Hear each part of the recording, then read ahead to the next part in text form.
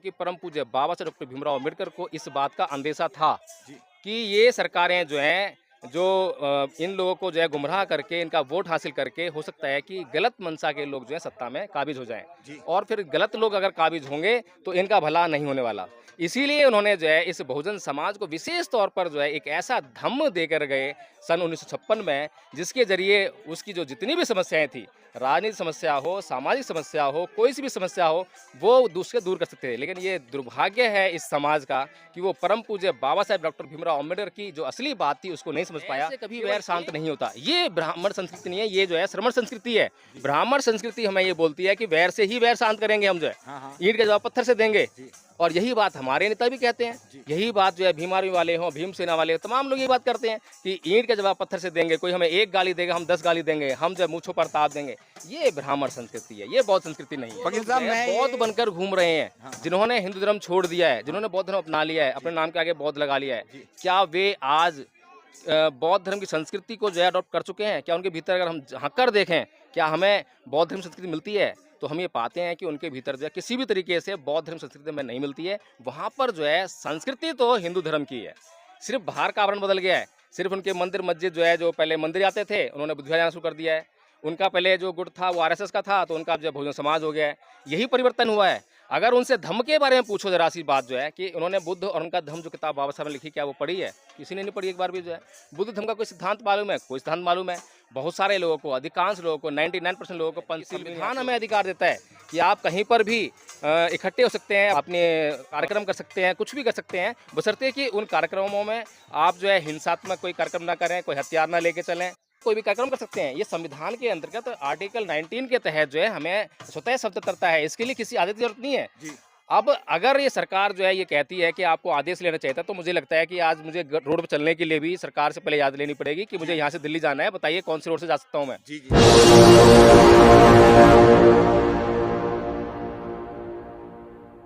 जो SC/ST act है, ये है क्या और अब क्या सरकार ने इसमें करा है? देखिए, सबसे पहले तो हमें ये समझना चाहिए कि जो हमारे महापुरुष हैं उनका विचार क्या था। जी, जी। भारत आज़ाद हुआ, जी, आज हम स्वतंत्रता दिवस मना रहे हैं। भारत की आज़ादी पर परम पूज्य बाबा साहब डॉक्टर भीमराव अम्बेडकर के इस देश के लोगों के लिए क्या विचार थे? जी, जी, इस देश को और इस देश के लोगों को वो किस तरह से देखते थे? जी, उन्होंने जो है संविधान सभा में साफ-साफ तौर पे कहा था कि यह देश आज़ाद तो हो रहा है, लेकिन यह देश जो है विभिन्न जातियों का, विभिन्न धर्मों का, जी, जिसको कि हम राष्ट्रवाद के सूत्रों पर होने का काम कर रहे हैं, लेकिन राष्ट्रवाद जैसी कोई चीज़ यहाँ पर दिखाई नहीं देती है। जी, जी, इस देश में अगर राष्ट्रवाद को ज़िंदा रखना है या राष्ट्रवाद को कायम करना है, तो हर एक नागरिक को सबसे पहले अपने आप को भारतीय कहना होगा और अंत तक अपने आप को भारतीय ही कहना होगा।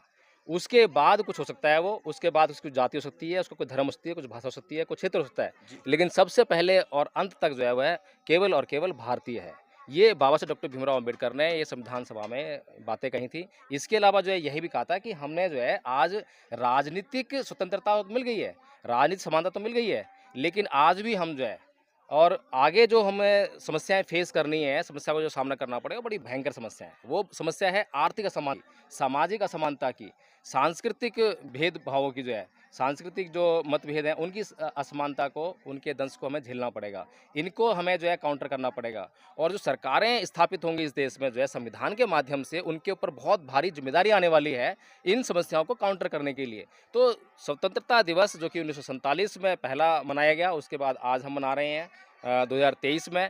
अब तक जितनी भी सरकारें स्थापित हुई हैं, अगर हम उन सरकारों का हम आकलन करें, एक ब्यौरा, एक डेटा लेने का प्रयास करें कि उन लोगों ने जो है आर्थिक विषमता को इस देश में कम करने का कितना प्रयास किया, कितना वो कामयाब हुए, उनके जो है उस काम में कितनी ईमानदारी थी, कितनी बेईमानी थी, सामाजिक विषमता को दूर करने के लिए उन्होंने क्या प्रयास किए।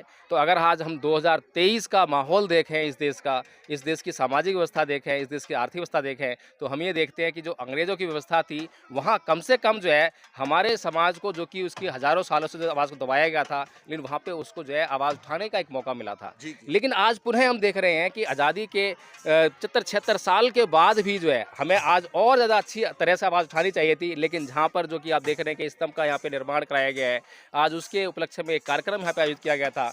लेकिन आज जो है, जो कि संविधान हमें अधिकार देता है कि आप कहीं पर भी इकट्ठे हो सकते हैं, अपना अपने कार्यक्रम कर सकते हैं, कुछ भी कर सकते हैं, बशर्ते कि उन कार्यक्रमों में आप जो है हिंसात्मक कोई कार्यक्रम ना करें, कोई हथियार ना लेके चलें, कोई भी कार्यक्रम कर सकते हैं। ये संविधान के अंतर्गत आर्टिकल 19 के तहत जो है हमें स्वतः स्वतंत्रता है, इसके लिए किसी आदेश की ज़रूरत नहीं है। जी। अब अगर ये सरकार जो है ये कहती है कि आपको आदेश लेना चाहिए था, तो मुझे लगता है कि आज मुझे रोड पर चलने के लिए भी सरकार से पहले याद लेनी पड़ेगी कि मुझे यहाँ से दिल्ली जाना है, बताइए कौन सी रोड से जा सकता हूँ मैं। जी, जी। तो इस तरह का माहौल जो है आज हमें देखने को मिल रहा है। और ये सब क्यों है? अभी हम रोड से आ रहे हैं, रोडों से ही आए हैं, हाँ जी। और हमने जो है जगह-जगह देखा है कि बजरंग दल वाले, विश्व हाँ, हिंदू परिषद वाले बिल्कुल, जो है बिल्कुल। अपने तमाम कार्यक्रम कर रहे हैं। हाँ। तो क्या उन्होंने और झंडे भी उन्होंने उसके नहीं लगा रखे तिरंगे के, हनुमान बिल्कुल। के और उसके नुके जय श्री राम और जय हनुमान और हाँ, तो हैं जी? कई सवाल तो उन पे उठते हैं, कई सवाल के जैसे कि वो जो हनुमान जी का वो लेके चल रहे हैं, अब हाँ, उनसे पूछा जाए कि ये कौन से धर्म का झंडा है? हाँ, तो फेल हो जाएँगे, जी, क्योंकि उनका कोई धर्म उनका झंडा ही नहीं हो जो है। जी, तो बहुत सारी बातें उनकी कहने के लिए, लेकिन हमारा जो मुख्य प्रश्न वो ये है कि जो लोग ये यात्राएँ निकाल रहे हैं, तिरंगा यात्रा निकाल रहे हैं, क्या उन्होंने परमिशंस ली हैं?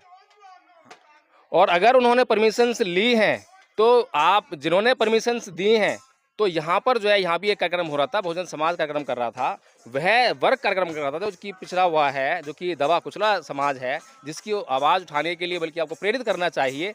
आपने उसकी आवाज़ को दबाने के लिए उसको परमिशन नहीं दी, बल्कि आपकी परमिशन के बगैर भी वो जब काम करने की कोशिश कर रहा है, कुछ अपनी आवाज़ उठाने का काम कर रहा है, आपने उसकी आवाज़ दबाने का काम किया है।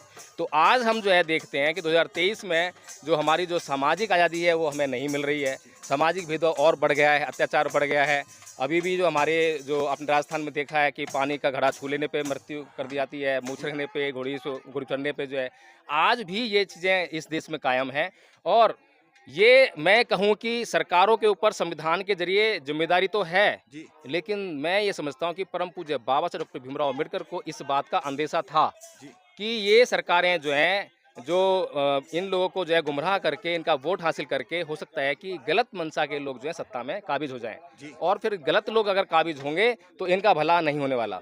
इसीलिए उन्होंने जो है इस बहुजन समाज को विशेष तौर पर जो है एक ऐसा धम्म देकर गए सन 1956 में, जिसके ज़रिए उसकी जो जितनी भी समस्याएँ थी, राजनीतिक समस्या हो, सामाजिक समस्या हो, कोई सी भी समस्या हो, वो उससे दूर कर सकते थे। लेकिन ये दुर्भाग्य है इस समाज का कि वो परम पूज्य बाबा साहेब डॉक्टर भीमराव अम्बेडकर की जो असली बात थी उसको नहीं समझ, केवल एक बात को पकड़कर और उसी के पीछे चलने का काम कर रहा है। वो बात थी कि राजनीतिक सत्ता जो है हर समस्या का समाधान है। इस तरह की जो बात जो बाबा साहब ने कही थी, उसी बात को पकड़कर जो है वो आगे चलते रहे, और आज भी हम देख रहे हैं कि राजनीति में ज़्यादा लोगों का इंटरेस्ट जी, है। जी, लेकिन जो बात बाबा साहब ने कही थी, अगर मैं आज बात कहूँ कि बाबा साहब डॉक्टर भीमराव अम्बेडकर ने अपने साहित्य में लिखा है, विशेष रूप से लिखा है, और कई बार आपने सुना भी होगा कि इस देश में जो है सांस्कृतिक युद्ध है। हाँ जी, राजनीतिक युद्ध नहीं, सांस्कृतिक युद्ध है। सांस्कृतिक, एक तरफ ब्राह्मणवाद है, एक तरफ श्रमणवाद है, जी, जिसको जी, आज लोगों ने जो है मनुवाद और अम्बेडकर बना दिया है। जी, तो ये जो सांस्कृतिक युद्ध है, ये क्या है, इसकी पृष्ठभूमि को समझने की ज़रूरत है, और उस पर काम करने की ज़रूरत थी। जी, यदि हमने उस सांस्कृतिक परिवर्तन को कर लिया होता, जी, आज जो लोग जो है बौद्ध बनकर घूम रहे हैं, हाँ, जिन्होंने हिंदू धर्म छोड़ दिया है, जिन्होंने बौद्ध धर्म अपना लिया है, जी, अपने नाम के आगे बौद्ध लगा लिया है, जी, क्या वे आज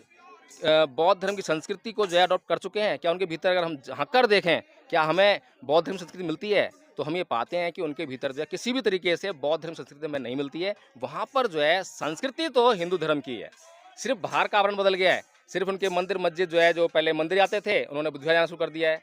उनका पहले जो गुट था वो आरएसएस का था, तो उनका जो है बहुजन समाज हो गया है। यही परिवर्तन हुआ है। अगर उनसे धम्म के बारे में पूछो ज़रा सी बात जो है कि उन्होंने बुद्ध और उनका धम्म जो किताब बाबा साहब ने लिखी, क्या वो पढ़ी है? किसी ने नहीं पढ़ी एक बार भी जो है। बुद्ध धम्म का कोई सिद्धांत मालूम है? कोई सिद्धांत मालूम है? बहुत सारे लोगों को, अधिकांश लोगों को, 99% लोगों को पंचशील भी नहीं आती होगी। हाँ, पंचशील के बाद जो और भी सिद्धांत हैं, जैसे कि बहुत सुंदर बात लिखी है बिल्कुल सामने ही जो है कि नाहि वेरेन वेरान स्मृत अवेरेन च समन्ति ऐस धम्म सनंतो, कि वैर से कभी वैर शांत नहीं होता। ये ब्राह्मण संस्कृति नहीं है, ये जो है श्रमण संस्कृति है। ब्राह्मण संस्कृति हमें ये बोलती है कि वैर से ही वैर शांत करेंगे हम जो है, हाँ, हाँ, ईंट का जवाब पत्थर से देंगे। जी, और यही बात हमारे नेता भी कहते हैं। जी, यही बात जो है भीम आर्मी वाले हों, भीम सेना वाले हों, तमाम लोग ये बात करते हैं कि ईंट का जवाब पत्थर से देंगे। कोई हमें एक गाली देगा, हम 10 गाली देंगे, हम जो है मूँछों पर ताप देंगे। ये ब्राह्मण संस्कृति है, ये बौद्ध संस्कृति नहीं है। वकील साहब मैं ये जानना मानता हूँ क्योंकि सोशल वर्कर मैं गांव-गांव फील्ड में काम करता हूँ कि हमारे जो लोग हैं वो एक ये जिस तरीके से खाली कनस्तर होता है, खाली कनस्तर उसे पीट दो ढप ढप ढप करेगा, फिर खत्म हो जाएगा। संगठन बहुत सारे देश में बने, भीम से फलाने ठिकाने ऐसे वैसे, लेकिन वो जो है 4 कदम चलेंगे और 5वें कदम खत्म हो जाएंगे। है जी। जी, बिल्कुल। और क्योंकि देश में लोग हवा ज्यादा बना रहे हैं, हुँ। एक दूसरे की व्हाट्सएप फेसबुक जब से, तो बुरा ही हाल होगा, लेकिन हेल्प करने को कोई भी आदमी तैयार नहीं होता। ऐसा क्यों है? जी, बहुत अच्छी बात कही है और यही समस्या है, मेन समस्या हम ये देख रहे हैं। मैंने भी बहुत लंबे समय तक जो है, जो संगठन स्थापित थे, उनके साथ में पूरी तरह से डेडिकेटेड होकर काम करने का प्रयास किया, पूरा समर्पण कर दिया, जी अपना सारा धंधा चौपट कर लिया, दिन-रात वहाँ लगे मिशन मूवमेंट के लिए जो जी है, जो उन्होंने कहा बिल्कुल उसको करके दिखाया उनको जो है, करके ला के दिया। लेकिन उसके बाद जो है वही चीज़ दिखाई दी कि उनका जो मिशन मूवमेंट कुछ और है। हाँ उनका मिशन मूवमेंट जो है, नाम तो धार्मिक है संगठन का, लेकिन मिशन मूवमेंट जो है अंतिम उद्देश्य है जो वो राजनीतिक है। हाँ हाँ, बिल्कुल। जबकि परम पूज्य बाबा साहब डॉक्टर भीमराव अम्बेडकर ने जो है ये बात और कही थी कि जो राजनीति अगर हमें करनी है तो हमें गैर राजनीतिक जड़ों को मजबूत करना पड़ेगा। हाँ जी। आज अगर हम देखें चंद्रशेखर आजाद ने पार्टी बना ली है, कोई बुराई नहीं है, हाँ हाँ लेकिन जो पार्टी बनाई है उसका आधार क्या है? हाँ। क्या आपने अपनी गैर राजनीतिक जड़ें मजबूत की? न- मान्यवर साहब कांसी राम जी ने बीएसपी को बनाने से पहले अपनी गैर राजनीतिक जड़ें मजबूत की थी। पहले समाज को तैयार किया था, जी समाज को पहले वोट देने लायक बनाया था, जी तब उन्होंने जो है पार्टी तैयार की थी, तब लोगों से वोट मांगा था, क्योंकि उन्होंने वोट मांगने पैदा की। जी क्या चंद्रशेखर आजाद की ऐसी हैसियत थी? क्या उसने गैर राजनीतिक जड़ों पे कोई काम किया? जो राय अब सूखने लगी हैं, जी जो कांसीराम जी ने हरी थी, जो फैलाई थी जड़ें जो हैं, जो सूखने लगी थी जो है, जो बहन जी के कुछ अनदेखी के कारण कहें जो है या किसी भी कारण से कह लो कि अब जो एक पीढ़ी तैयार की थी कांसीराम जी ने, जी जी उसकी पीढ़ी के अगली पीढ़ी को देखें तो वो मिशन मूवमेंट गायब हो गया। हाँ उसका काम था कि वो जो है लगातार उसका ट्रांसमिशन होना चाहिए था, बिल्कुल लगातार अगली पीढ़ी में पहुँचना चाहिए था, उसमें लगातार कैडर होने चाहिए थे, बल्कि उसके ज़्यादा और ज़्यादा बढ़ना चाहिए था वो जो है, क्योंकि जिस हालत में जो है जो समाज था जब कांसीराम जी थे, उन्होंने उस समाज को उठा के बहुत अच्छी स्थिति में लेकर आए। आज आर्थिक स्थिति बहुत बेहतर है। जी तो आज हमारा जो कारवां था और जो हमारा कार्यक्रम था, जो आंदोलन था, वो और तेज़ गति से बढ़ना चाहिए था। जी लेकिन उतनी तेज़ गति से बढ़ने के बजाय जी उतनी ही तेज़ गति से पीछे आया। हाँ आज हम देखते हैं कि अगर जो बच्चे हैं, मैं भीम आर्मी के कई बच्चों से मिला, जो जय भीम चिल्लाते हैं। मैं जब उनसे बात करता हूँ कि बाबा साहब के बारे में कुछ बताओ, नील बट्टा सुनना है, सन्नाटा है। पूछता हूँ कि बुद्ध के बारे में बताओ, ये बड़ा सन्नाटा है। अभी पीछे शिकारपुर में हम जो है एक इंटरव्यू लेकर आए हैं, वहाँ बहुत से लोगों से पूछा, बौद्ध भी लगा रखा है नाम के पीछे, सब कुछ है, लेकिन उनको जो है किसी को पंछी नहीं मालूम है। आपको जो है जो रियल जो चीज़ है। हमारे लोग धर्म सीखने जाते हैं ग्रेजुएशन के बाद, हुँ। और धर्मों में धर्म सिखाया जाता है बचपन से। अब हमारे बच्चे एजुकेशन पे फाइट करेंगे, धर्म पे फाइट करेंगे, किस चीज पे फाइट करेंगे, ये बताओ। देखिए, बिल्कुल यही बात है, सबसे बड़ी समस्या यही है कि हाँ हमारा बच्चा जब पैदा होता है, पैदा होने के बाद जब तक वो मरता है, तो चारों तरफ का जो वातावरण है, हाँ वो ब्राह्मण संस्कृति से घिरा हुआ है। आज हमें उस वातावरण को फ़ोकस करना है कि कहाँ-कहाँ, किस-किस हिस्से में जो है ये ब्राह्मण संस्कृति फैली हुई है, उसको हमें चेंज करना है। सबसे बड़ा जो बदलाव होता है, हमारे बच्चों में या जो भी चीज़ वो अडॉप्ट करते हैं, वो करते हैं स्कूलों से। प्राइमरी एजुकेशन बहुत इम्पोर्टेंट है। तो इसीलिए हमें ज़रूरत थी कि हमारे जो प्राइमरी स्कूल हों, उसमें हम जो है, जो श्रमणवादी संस्कृति है, उसका जो है अध्ययन कार्य वहाँ स्टार्ट करें। वहाँ उसमें एक सिलेबस लगाएँ उसमें जो है, और जो माइनॉरिटी के स्कूल हैं, वो बनाएँ हम जो है। लेकिन हमारा स्कूल पर फ़ोकस नहीं है, हमारे पास आज धन की कमी नहीं है, लेकिन मंशा की कमी है, मोटिवेशन की कमी है, और जो एक उद्देश्य जो जीवन में होता है, उद्देश्य साफ़ नहीं है, स्पष्ट नहीं है। किसी का कुछ उद्देश्य है, किसी का उद्देश्य है, और जो भी उद्देश्य बना रखे हैं, उसके प्रति कोई डेडिकेशन नहीं है। डेडिकेशन के अभाव में शुरू तो करते हैं, 2 कदम चलते हैं, फिर फेल हो जाते हैं। वकील साहब, बाबा साहब ने पूना पैक्ट करा था, और पूना पैक्ट में 2 वोट का अधिकार हमें दिया था। आज तक किसी भी पार्टी, किसी भी नेता ने 2 वोट की आवाज नहीं उठाई। देश के अंदर हमारी जो रिजर्व सीट है, उस पे हमारे सारे लोग फाइट करेंगे, सारी पार्टियां वोट, जो भी नेता कहेगा भाई हमारी रिजर्व सीट है तेरी। हुँ, चंद्रशेखर को भी रिजर्व सीट दी है, हुँ, वहां भी गिरीश चंद्र जाटव लड़ेंगे।